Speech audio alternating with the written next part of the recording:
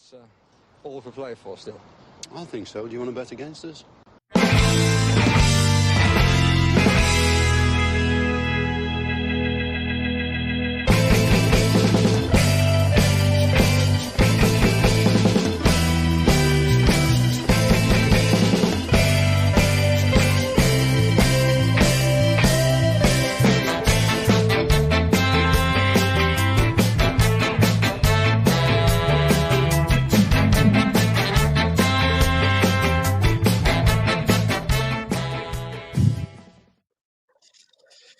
Hello, villains, and welcome to For the Love of Paul McGrath podcast. A very badly lit For the Love of Paul McGrath podcast. Let me see if I can sort that out. That might intro. That's much better there. I forgot to turn on my lights. How's everyone doing today? I wanted to jump on and just keep the transfer talk going. I'm slowly but surely recovering from this plague that I have at the moment. But if my voice does sound a little bit different or tends to go within the podcast, I may need to wrap this one up because as you can probably hear, my voice is declining slightly, but I'm not feeling too bad at the moment. But I wanted to come on and chat about Mario Hermoso, Atletico Madrid player. He's been linked to us for God knows how long. I think he's been linked to us since January, I would go so far as to say. And I've never really done a piece on him. So I said, look, we'll have a little look at him and see what he brings. A different type of a player, I think, than we would be used to seeing. Would fulfill the remit of Unai Emery being the first ever manager to field a team of all left-footed players. I think that is a goal of his to do, because being linked with all these left-footed players is something that we need to get used to, I think, at Aston Villa. And Mario Hermoso is another one of those players. Plays with Atletico Madrid, as I mentioned previously. And yeah, how about we get straight into it? If I can find my screen again. How's about it? We get straight into it and we take a little look at him. So Mario Hermoso, as I say, we've been linked to him on a free transfer. There seems to be quite a lot coming out from Revelio and a lot of respected journalists in Spain that Unai Emery really wants this guy, really wants him, wants to sign him obviously in a free transfer. As we know, we've been linked to quite a few players in free transfers. We were linked yesterday with Adrian Rabiot again from Juve, one that I think is a small bit far-fetched potentially, albeit that Unai Emery has managed him previously. But I just think that bigger fish will circle for him, unfortunately. And I think that's okay to say, even though we have Champions League, that there are bigger fish, there are bigger draws out there than Aston Villa for some players. I don't know what's going through their minds when they do that, but it does happen. But I think the free agent market is something, obviously, that the club from a PSR point of view and an FFP point of view are looking into heavily, maybe diverting funds to signing on fees and to wages as opposed to transfer fees, even albeit the transfer fees can be amortized into the future, might be a small bit better suited for them in the current year that we're in. So we'll take a look at any free transfers that we're linked with, I suppose, over the next few days and weeks and months as the transfer window goes on. And Mario Hermoso is somebody that we are linked with. Now, I've got a few thoughts on him. As I say, I have a few thoughts that probably, some of them probably aren't going to be the same as a lot of other guys that will look at him. Spoiler alert, I really like Mario Hermoso, but I've always had a couple of inklings, I suppose, about where Unai Emery wants to go with this backline. And bringing in somebody like Mario Hermoso would throw up some questions, but it would also help to direct us towards answers.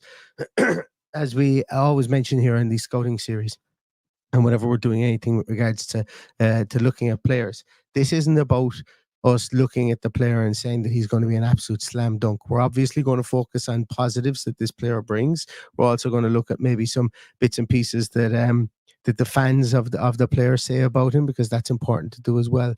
But I suppose what we really do during these, and for anybody who's new to the channel, what we really do during these is we try and look at traits, and we try and look at indices that will allow us to I suppose to project what Unai Emery is looking for, and maybe what Unai Emery is looking to push into the future with regards to maybe tactical changes, tactical tweaks, defensive frailties, whatever you you can, or we can kind of determine from that point of view. I think it's important to look at that and to look at the players from that point of view as well. So with that in mind, let me just try and maneuver my slides here, and I'll talk a small bit about Mario Hermoso. So I've taken a really, really good look at him, and I like what I see from a lot of areas. He just looks like he's no nonsense. You guys will remember I have had a long-running love affair with Guido Rodriguez from Real Betis. And one of the reasons that I've a long-running love affair for him is that he is a lead as I do type of player. He's somebody that gets stuck in. He's somebody that that embodies what his philosophy is about. He doesn't shirk away from his responsibilities, and he's well respected amongst dressing rooms. Mario Hermoso, one of the biggest things from reading everything that I possibly can on message boards regards to Madrid, Atletico Madrid message boards, looking at posts from fanzines and stuff like that, and online fan accounts, I suppose, big fan accounts for Atletico Madrid. They seem to love the fact that he is a leader. He's somebody who's he's mature. Obviously, I think he's 28 years of age. He's mature. He's grown up. He's got a good head on his shoulders. He's got a can-do and a must-win attitude about him. And I think that's something that this Aston Villa team has been absolutely superb this season. But I think when you look at it, you look down through the team for leaders, and I've said this numerous times, even when during the good times and when things were looking ropey as well for this team over the last few years. I've said that we do need to have a small bit more fire and brimstone players in there, or people who have that kind of mentality. And certainly Mario Hermoso coming in would have that mentality. He's really, really well liked in the dressing room. He's a leader on the pitch, leader in the dressing room. By all accounts, and I know he speaks Spanish and so on, and I don't know what his English is like, but he's a good communicator on the field. And even from that left centre back / left back position, he's an organizer within that Atletico Madrid team. Never really played outside of Spain, and really kind of hit his heights when he came to play under Diego Simeone from a defensive point of view. But defense is not just his only bag. He's got a lot of other good things to his game. So I mentioned that he plays a left centre back position, or a left back position for Atletico Madrid. His versatility, I think, is something that Unai Emery is going to look at, and is going to look very, very favourably upon, because we remember that it was touted at the start of the season that Unai Emery was looking for Pau Torres to almost play as a big left back. Now, I'm not quite sure that would be the case. Now, given the season that Pau Torres has had as a centre half and his ball distribution as a centre half, and I've got a funny feeling that if somebody like Mario Hermoso comes in here, we could actually see him start as that bigger left back. And he's only just shy of 6 foot, but still, he's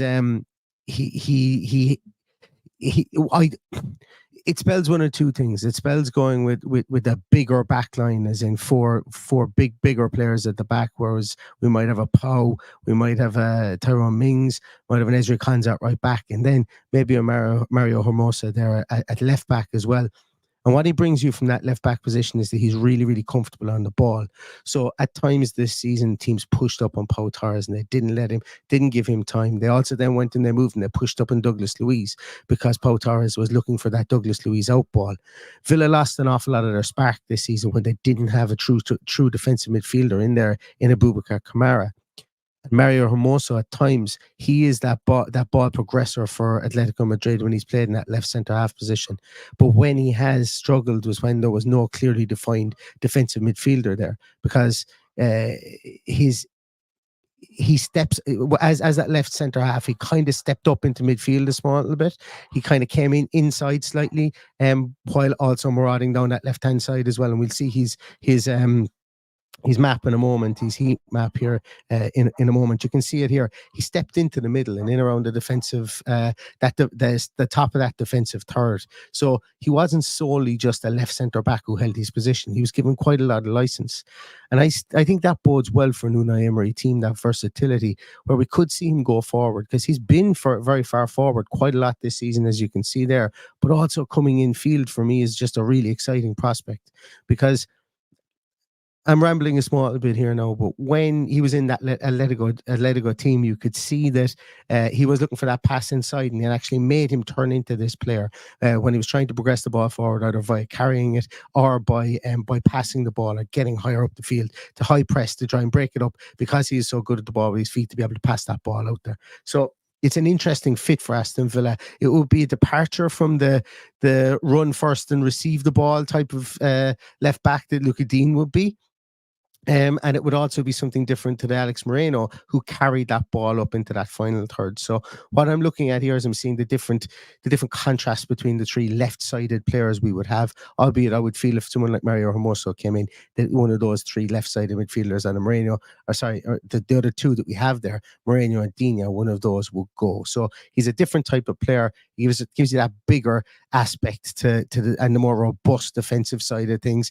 You do kind of lose a small bit in the attacking side of things, but in and around that intermediate transition period, this guy's really good at passing the ball. He's got a serious wand of a left foot, but being able to play diagonal left-footed balls across the field as well, to open up space and to open up plays, which we know that Pau Torres has been able to do as well. But if you've got two people on that left-hand side, so that you can change angles, you can limit or you can diversify, should I say, the point of attack, so it doesn't become limited even on that left-hand side of the field. I think that that's a real big plus, and it might be something that Unai Emery is looking for here as well.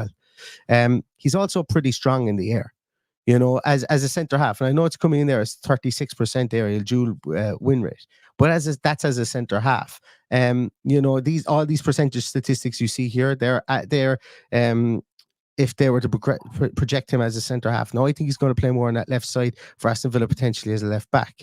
Having somebody in there that's very good in the air, I think for a left back, like if you're going to win 57% of your duels, I think that's a win for any left back within the Premier League specifically. If you've got somebody who can play the ball as well. So I like that part of his game as well. And I think that's something Unai Emery would be looking at. We've been a bit inconsistent, I think, is probably a very excuse me, has been a very kind word to use, I think, with defending corners, defending set pieces, and so on. His statistics may not look great from the point of view of blocks and interceptions and so on, but this guy's able to defend a corner. A lot of you have to be good at defending corners and such within a Diego Simeone system, and maybe that defensive discipline, that communication, that leadership aspect is something, bringing it into the team that we could really rely on.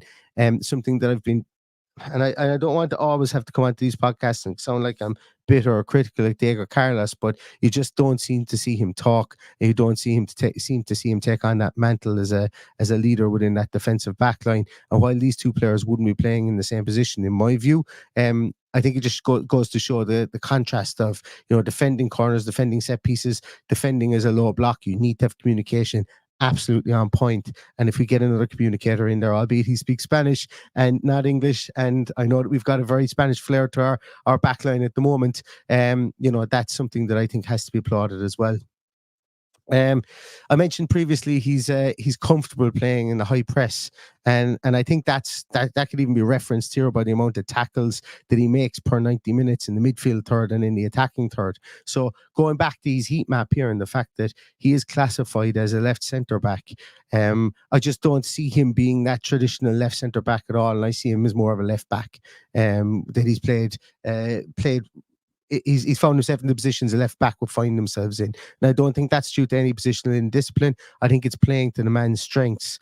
Winning the ball back up high up the field is a great attribute to be able to have. And he's done that, and once again, as I say, these statistics are to do with centre halves, but tackles in the attacking third coming in at the top 15% in Europe is something that is nothing to be sniffed at there. I meant to get a statistic for him, or for Luka Dean, just to see what Luka Dean would be in that instance there. So let me just, if you don't mind, I'm just going to try and find that here so we can have some sort of a comparison between the two of them, just to see where they fit. And I have no idea what this is. This may not be this may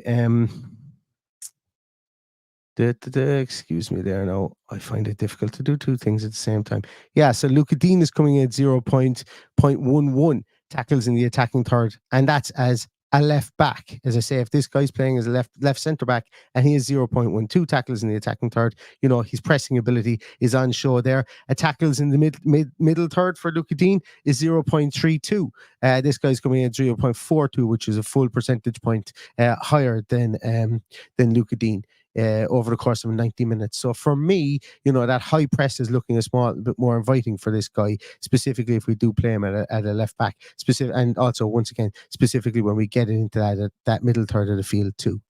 So looking at these passing statistics here, and I know I've got the centre halves on screen here, and we look at how he compares to these guys in a moment. But looking at his passing statistics, he's been tasked with quite a lot of passing attempts there, in and around 70 attempts per game. As I say, he was the workhorse in ball possession and ball progression for Atletico this season as well. Pass completion rate coming in at 85.9%, nothing wrong with that. Key passes here, 0.57 key passes per game from a left centre back. Once again, goes to my narrative that he's able to step up into midfield if needed to play that old John Stones position, that position Marc Cucurella has been picking up for Chelsea recently, or that Philip Lam position, who made it sexy, I suppose, in the last couple of years. He's able to step up into that position, or he's able to play on that into that left wing, or that left back proper position as well, and get forward. Pretty decent key pass rate there. Shot creating actions, 1.46 shot creating actions per game for a centre half is ridiculous, and goal creating actions, 0.21 per goal creating actions per game as well. Once again, for a centre half, absolutely ridiculous from that point of view as well. Just to give you a little snifter on that one, the goal creating actions for Luca Dean this season was 0.14 per 90 minutes. And we've got a centre half here, or supposed centre half here, coming in at 0.21 goal creating action. So a better goal creating action standard than Luca Dean. And we know Luca Dean has whipped balls in for goals and has had assists this season. In fact, Luca Dean had 3 assists this season. So 4 assists, I suppose, once you 3 assists once you count in the Conference League as well.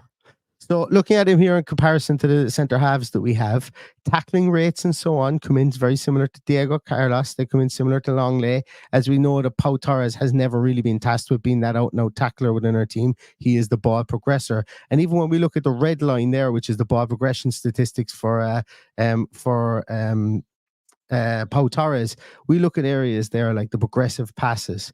Mario Hermoso has had more progressive passes than Pau Torres this season. Pass completion rate is a bit lower than Pau Torres, all right. Pass attempts are higher than Pau Torres, not by that much as well. So we're getting somebody who plays the ball further forward, or plays the ball forward at a better rate. And also when we look at his defensive statistics here, coming in at a better interception rate, better recovery rate, better aerial duel rate than Pau Torres as well. Ezri Konsa really stepped up his aerial duel rate in Tyrone Mings' absence here, getting 60%. He was never the guy that went for the ball in the air previously, because that's Tyrone Mings' purview. And I think that's somebody that we really missed. And I'm hoping that we do address the aerial rates of our defenders, I think, in the season going forward as well. So let's take a tiny little look here at him, because I think my voice is going to give out in a moment.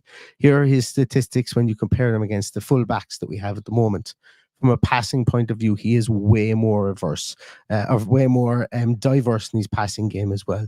Trusted with passing the ball an awful lot more than our left backs currently, and anything to do with passing here is marked on the right hand side of the radar graph that we have here. Looking at his defensive statistics, ball recoveries and interceptions come in higher or equal to the players that we have currently, and the tackle rate is significantly lower, that we have for our players already. But that's not to say that he can't tackle. This just means that he's missed, or he's made less tackles than the players that we have there as well. So I think it's interesting to see here that if Mario Hermoso does come in and he is played as that left back, which to be honest with you, I think it's 50-50 as to where he plays, probably favouring more on that left back position. from what I make of it, and from what the statistics for Atletico last season show, I think he's probably a better asset to Unai Emery in there, having that versatility, being that bigger player, being that more robust player. What I mean by that is that player that's going to fire himself into a challenge and be more defensively astute, I think, and harder to knock off the ball than the two players that we have already, albeit that I'm not denigrating either of those. I'm very, very happy with the two left backs that we have currently.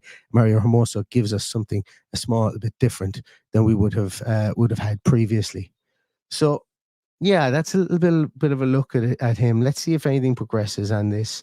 I have been reaching out to Atletico fans and other Atletico podcasts and stuff. So if anything does matriculate, or if anything does come towards this, if anything else comes towards a transfer for this guy to Aston Villa, we will have more experts, I suppose, on to look at this. But in the meantime, very interesting player, very much a ball player, very much a leader. Kind of two areas I would imagine that Unai Emery is probably looking at as well. And albeit he can defend as well, you can see where Unai Emery could be able to pop this guy into his current setup and make it work, and probably even progress it as well, I think, as well, which is really, really, really key for us. I'm going to leave it at that, guys, before my voice goes. But if anything happens in the meantime, I will endeavour to jump back on. But thanks so much, everybody, for watching, for listening. If you do like this, give it a thumbs up. If you're watching on Twitter or on X and you aren't watching on YouTube, just please go to YouTube and click on the subscribe button. It doesn't cost you anything. It just really helps us out in the algorithm. And conversely, if you're watching this on YouTube and you're not following us on Twitter, go over there and hit the follow button on Twitter as well. Costs you nothing to do and helps us in the algorithm. We've got 2 key goals over the next coming months. Going to try against all hope to get to 10,000 subs on YouTube. We're currently at about 7,650 or somewhere along those lines. So we'd love to get 10,000 there. And we're looking to get to 10,000 on Twitter also, where we're currently just shy of 9,000 followers there. So if you don't follow us on either of those platforms, please give us a thumbs up or a follow there. And likely as well on our audio podcast, once again, help us out with the algorithms. Just go, if you don't even have to listen to it in an audio podcast, just go in there and click on and subscribe to our podcast. Once again, it costs you nothing, but it fires us out there in the algorithms. We'd love to have more people interact with us as the summer goes on. So that's my little sales pitch at the end for everybody. But thank you so much to everyone. I will be chatting to you again soon, hopefully. And in the meantime, everyone, stay safe, stay healthy, and all that's left to say is up the Villa.